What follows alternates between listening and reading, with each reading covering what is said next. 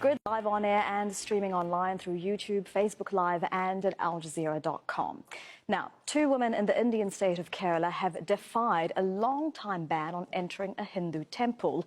And the move has led to protests and a backlash from conservative Hindu groups. It's also turning into a political fight between the communists who are in power in Kerala and Prime Minister Narendra Modi's Hindu nationalist BJP, with national elections due later this year. Jabari has the latest. Under the cover of darkness and escorted by police, these two women defied religious hardliners by entering one of Hinduism's holiest shrines, the Sabarimala temple in the southern state of Kerala, which attracts millions of worshippers a year. Their historic move is backed by India's Supreme Court, which in September ordered the authorities to lift a ban on women or girls between the ages of 10 and 50 from entering the temple. But the temple's authorities refused to abide by the court's ruling, and subsequent attempts by women to visit had been blocked by thousands of devotees supporting the ban. Conservative Hindu groups say they believe women of menstruating age would defile the temple's inner shrine. Local media is reporting the chief priest briefly shut the temple for purification rituals.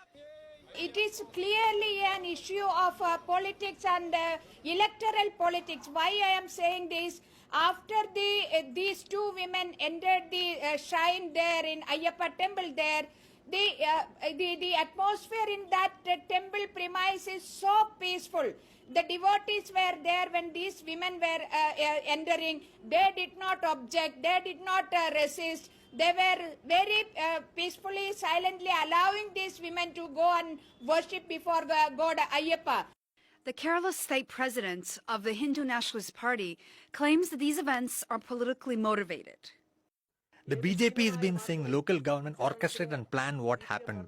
Their declared aim is to destroy the Sabarimala temple. To achieve this, the communist government resort to any devious means, and we anticipated this.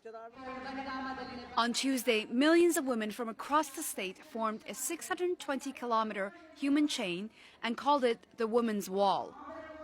It's an issue that's become increasingly contentious in the run-up to India's general election scheduled for May. Jabari, Al Jazeera. Right, so politics aside, this story has received a lot of worldwide support on social media. Many people are calling it a historical moment for women's rights, and the support, especially for the hashtag Women Wall Kerala, amongst many others. Now, the 600-plus kilometre line of women is also being called a wall of resistance. Now, females of all ages have been taking part, not just throughout small and big towns in Kerala, but also in other cities across India too. Now, taking part as well were Muslim women in solidarity, and they stood shoulder to shoulder, as you can see there, with the majority of Hindu women during this protest war. The entry of women in Sabarimala today is a historic win for us. It is a victory of the movement of equality, and it is a victory of the women's empowerment, because after the verdict of the Supreme Court that made some protest against women entering the temple, that protest has become unsuccessful as the women have still entered. God is everywhere, but if I am drawn towards a particular place to have a rendezvous with the God, who is going to prevent me? That should be the attitude.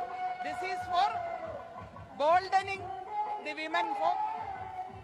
This is for showing the women folk this is your right. We don't want to walk back. We want to walk ahead.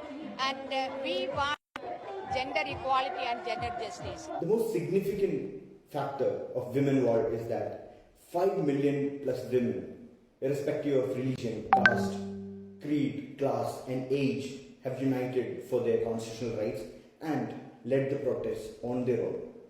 If 2018 was a breakout year for feminism globally and in India, the women of Kerala have raised the bar in 2019 already.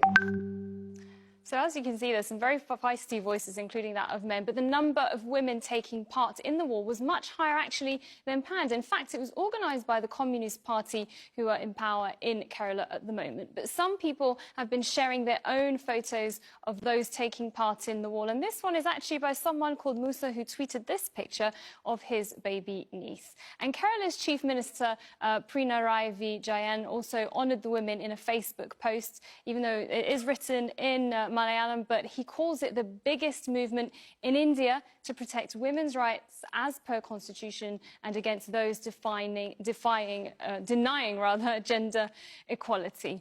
But also things that have got heated since that wall.